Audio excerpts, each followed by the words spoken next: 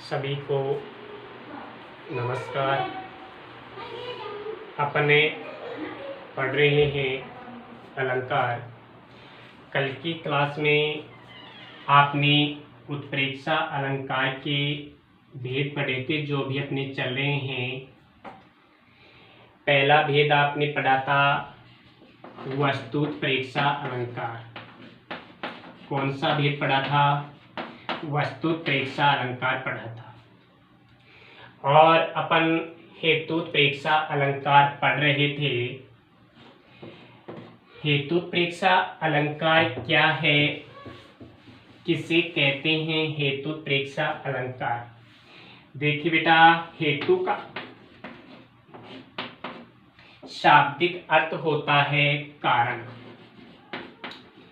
लेकिन यहाँ क्या है कि जब कवि के द्वारा किसी पद में एक कारण में ही कारण की संभावना को प्रकट कर लिया जाता है तो उसे हेतुत्प्रेक्षा अलंकार कहते हैं। तो परिभाषा लिखेंगे, जब किसी पद में कवि के द्वारा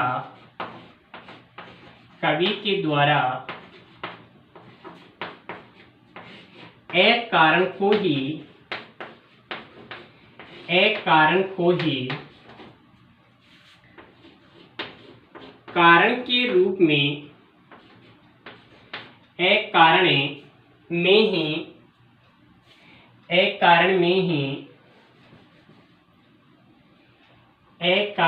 ही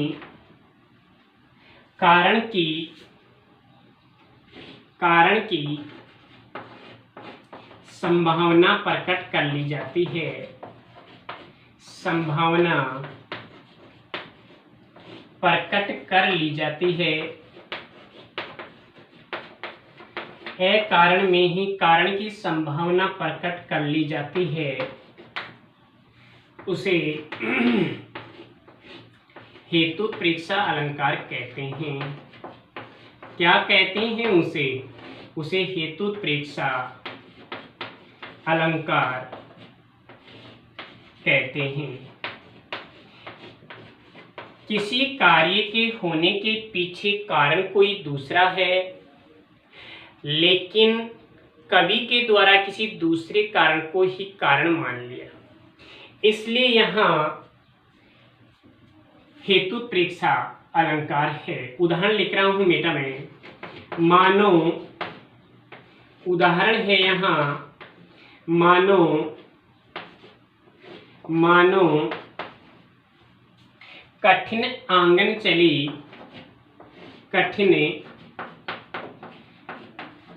चली ताते राते पाय।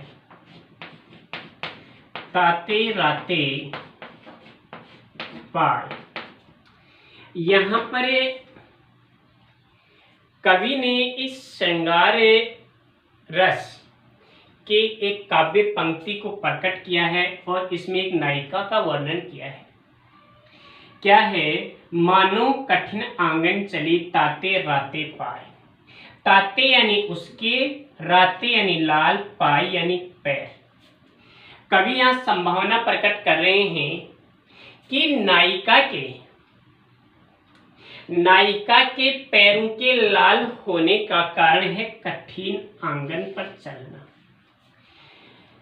ये कैसे अपन संभावना प्रकट कर सकते हैं, कैसे मान सकते हैं, कैसे कोई कारण हो सकता है कि अगर आंगन पे चलने से ही किसी के पैर लाल हो जाएं तो वह कितना कोमलांगी है। तो कवि ने तो, हालांकि नायिका के पैर लाल हैं, लेकिन उसके वास्तविक कारण कोई और हैं, लेकिन कवि ने तो संभावना प्रकट कर ली कि कठोर आंगन पर चलने से उसके पैर लाल हो गए। हो सकता है नायिका ने महावर लगा रखी हो जिसके कारण उसके पैर लाल हैं, लेकिन यहाँ तो नायिका के पैरों के लाल होने के पीछे किसकी संभावना को प्रकट किया है? कठोर आंगन। इसलिए यहाँ क्या है, एक कारण को कारण के रूप में मानने के कारण क्या है यहाँ? हेतु प्रेक्षा अलंकार है। यहां मैं दूसरा उदाहरण आपके सामने लिख रहा हूं। एक दूसरा उदाहरण मैं आपको पेश कर रहा हूं, आपके सामने लिख रहा हूं मैं, और वह है मोर मुकुट की चंद्रकनी, मोर मुकुट की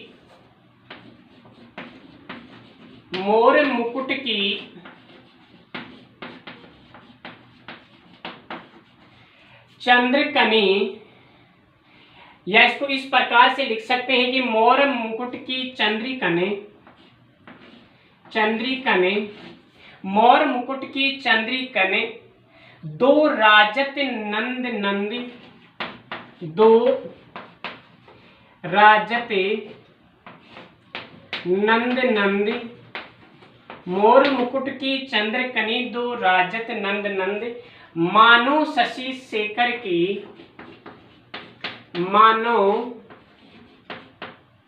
मानो शशि शेखर की, मानो शशि शेखर की, अकस कियो शेखर सतचंदे, शेखर की अकस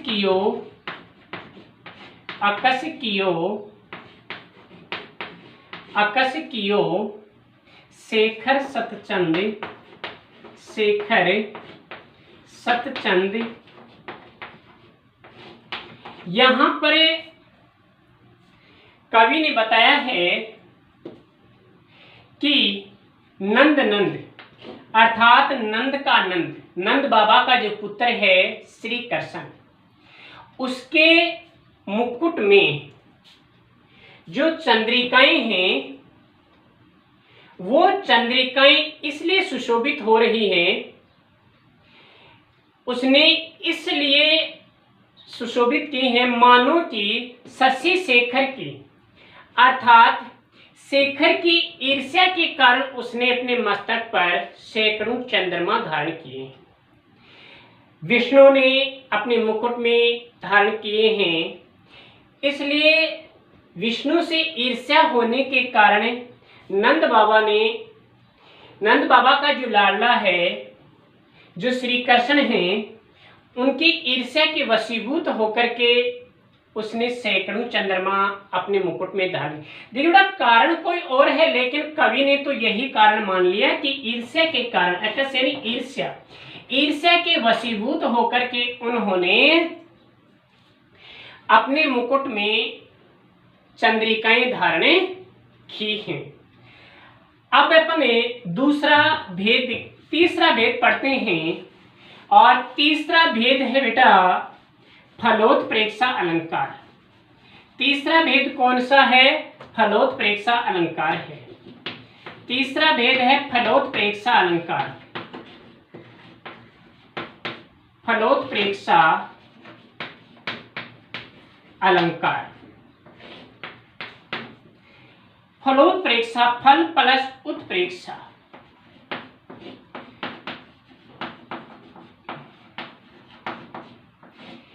एक फल में दूसरे फल की संभावना को प्रकट करना।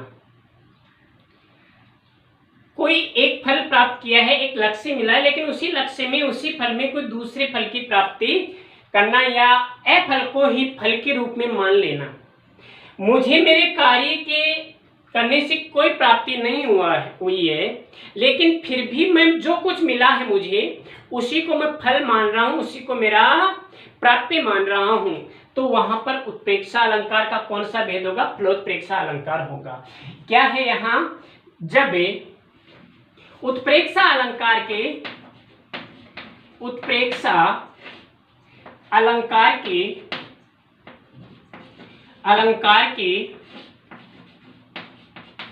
किसी पद में, उत्प्रेक्षा अलंकार के किसी पद में जब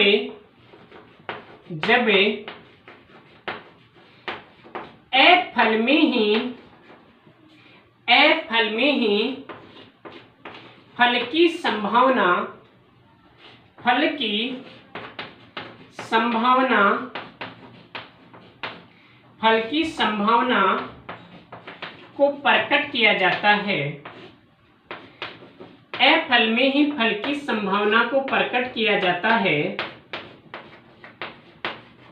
प्रकट किया जाता है, वहां फलोत्प्रेक्षा अलंकार होता है, वहां फलोत्प्रेक्षा अलंकार होता है, अलंकार होता है।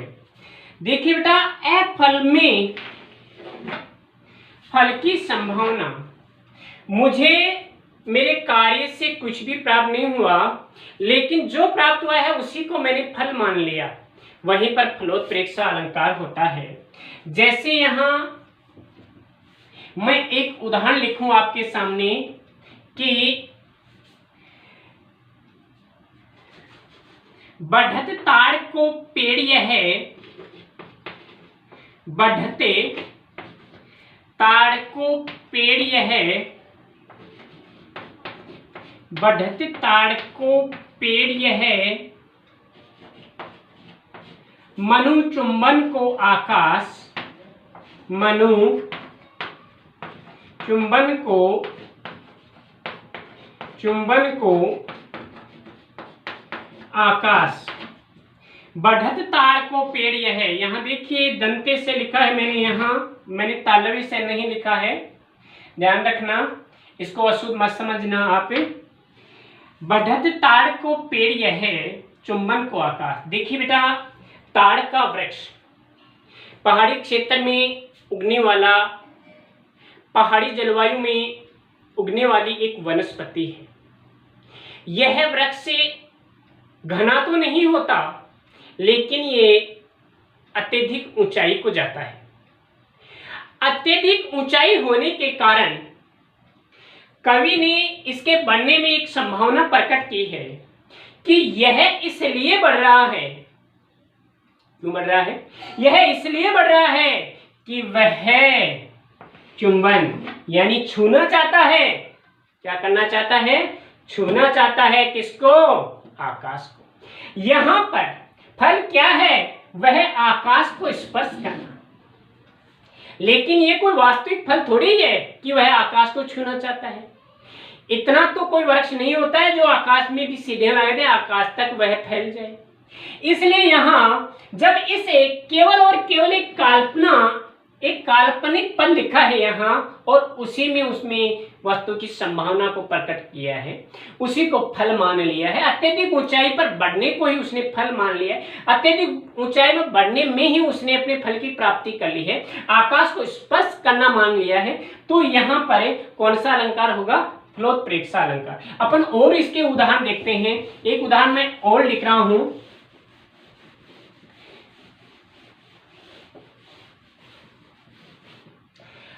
तब मुख समता लहन को, तब मुख समता लहन को, तब मुख समता लहन को सेवत है जलजात, सेवत है जलजात। देखिए बेटा, यहां जलजात कमल क्या है? तब मुख समता लहन को सेवत है जलजात, की तुम्हारे मुख के समानता प्रकट करने के लिए वह दिन रात जल में रहता है। तो यहां पर कमल के पानी में रहने के पीछे क्या कारण है? कि वह नायिका के मुख से समानता प्रकट करना चाहता है। इसलिए वह क्या क्या करता है? यहाँ संभावना प्रकट की गई है। यहाँ है फल में फल की संभावना प्रकट की गई है। एक उदाहरण और देखिए। यहाँ उदाहरण है तरनी तनुजा, तरनी तनुजा तट तमाल तरुवर बहुछाए, तरुवर बहु छाए, झूले फल जले, झूले फल जल परसन लग, जले परसन हिल मनहु सुहाए, हिले मनहु सुहाए। यहां पर भी क्या है, ये पंक्ति बेटा मैंने आपको वर्त्यानुप्रास अलंकार में लिखाई होगी, तरनी चनुजा तट तमाल तरुवर बहु छाए।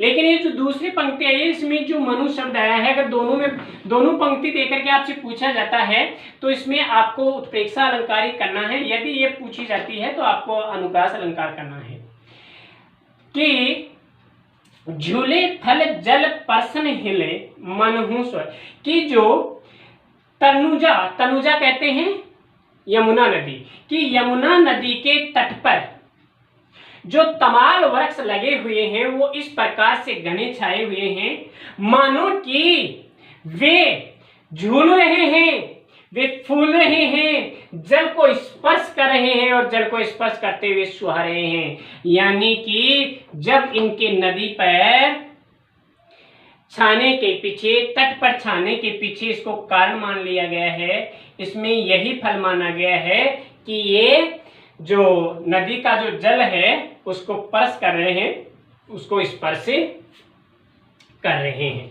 तो ये अलंकार हुआ उत्प्रेक्षा अलंकार। अब बेटा अपना अगला जो अलंकार है, समय कम बचा है लेकिन अपन थोड़ी सी चर्चा कर लेते हैं और अपन लें कौन सा अलंकार लें, अपन लेते हैं इसमें अगला अलंकार है रूपक अलंकार। रूपक अलंकार, रूपक बेटा आपने कर्मधारी समास पढ़ा होगा। कर्मधारी समास में रूपक अलंकार के बहुत से उदाहरण आते हैं, जैसे दोनों पदों के बीच में रूपी शब्द का प्रयोग कर लेना, एक को दूसरे के रूप में मान लेना, यही बातें यहाँ पर आ रही हैं। तो आपने उत्प्रेक्षा अलंकार पढ़ा, उपमा अलंकार पढ़ा। देखो बेटा उपमा अलंकार में तो आपने समान वस्तु माना था, क्या समान माना था। उत्प्रेक्षा अलंकार में आपने संभावना प्रकट की थी। अब यहाँ क्या है, यहाँ न तो उपमेय को उपमान के समान माना जाता है और न ही उपमेय में उपमान की संभावना को प्रकट किया जाता है। न तो उपमेय को उपमान के समान माना जाता है और न ही उपमेय में उपमान की संभावना को प्रकट किया जाता है। तो क्या होता है, तो क्या होता है, इसमें उपमेय को उपमान के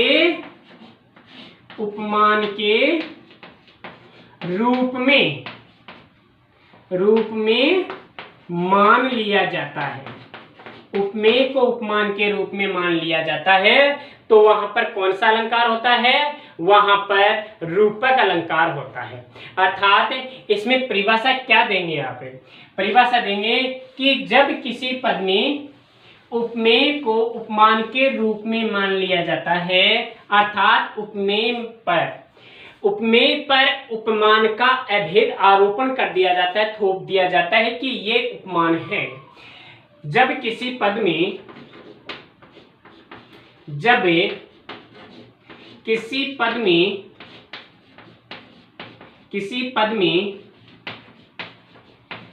उपमेय पर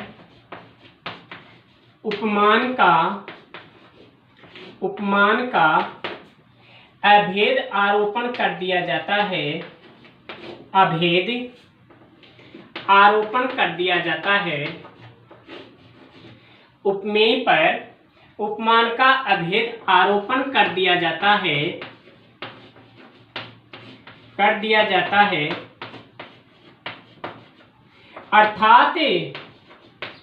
अर्थात उपमेय को उपमान के रूप में मान लिया जाता है, रूप में मान लिया जाता है। उपमेय को उपमान के रूप में मान लिया जाता है, उपमेय को उपमान के रूप में मान लिया जाता है। अर्थात उपमेय में और उपमान में कोई भेद नहीं रहता, दोनों को एक रूप में माना जाता है। वहां पर क्या होता है? रूपक अलंकार होता है। मैं आपके सामने एक उदाहरण लिखूं बेटा। विद्याधने मन मंदिरे, विद्याधने मन मंदिरे। अब देखो यहां अगर इसका विग्रह करें अपन कर्मधारय समास के अनुसार तो क्या होगा? विद्या रूपी धन, विद्या रूपी धन और मन रूपी मंदिर। बताइए बेटा यहां विद्या को तो किसके रूप में माना है? विद्या को तो किसके रूप में माना है? धन के रूप में माना है। और मन को किसके रूप में माना है? मंदिर के रूप में माना है। इसलिए उपमेय में उपमेय को उपमान के रूप में मान लिया। उपमेय को उपमान के रूप में मानने के कारण यहाँ पर कौन सी अलंकार की बातें होंगी? रूपक अलंकार की बातें होंगी। यहाँ आपने जो परिभाषा लिखी है उसके अनुसार मैं एक उदाहरण प्रस्तुत करता हूं। वह उदाहरण है कि अवधेश के बालक चारि सधा, अवधेश के बालक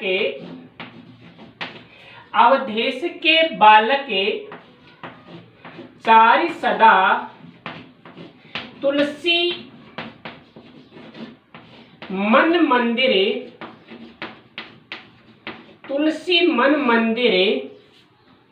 में बिहरे, यानी विचरण करें। बिहरे यानी विचरण करना।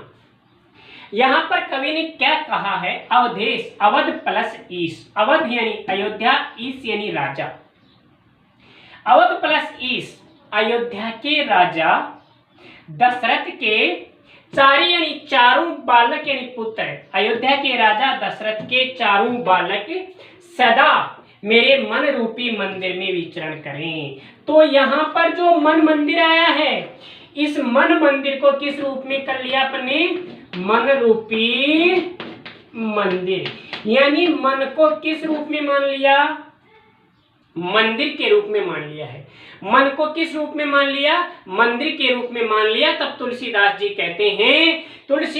कहते हैं क्या कहते हैं कि अयोध्या के राजा दशरथ के चारों पुत्र हमेशा मेरे मन रूपी मंदिर में विचरण करते हैं। तो यहाँ पर मन उपमेय, मन क्या है? उपमेय, मंदिर क्या है? उपमान, मंदिर क्या है? उपमान। तो यहाँ पर उपमेय को उपमान के रूप में मान लिया, या उपमेय में उपमान का अभेद आरोपण कर दिया गया है कि ये मन नहीं है, ये मंदिर है। इसलिए यहाँ रूपक अलंकार है। रूपक अलंकार का एक उदाहरण मैं आपको और बताऊं। बीती विभावरी बहुते रूपक अलंकार का अच्छा उदाहरण है। यह परीक्षा में भी आता है। बीती विभावरी जागरी, बीती विभावरी जागरी अंबर पनघट में डुबो रही, अंबर पनघट में डुबो रही ताराघट उषा नागरी, ताराघट उषा नागरी।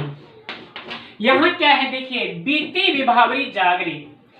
रूपक अलंकार कहाँ है? क्या है? बीती विभावरी जागरी कि जो रात्रि बीत गई है वो इस प्रकार से जगी हुई है मानो कि अंबर रूपी पनघट में अंबर रूपी पनघट में उषा रूपी जो नागरी है वो तारों रूपी घड़ा डुबो रही है। अंबर रूपी पनघट में उषा रूपी नागरी यानी स्त्री तारू रूपी घड़ा डुबो रही है। तो अंबर पनघट, अंबर रूपी पनघट, उषा रूपी नागरी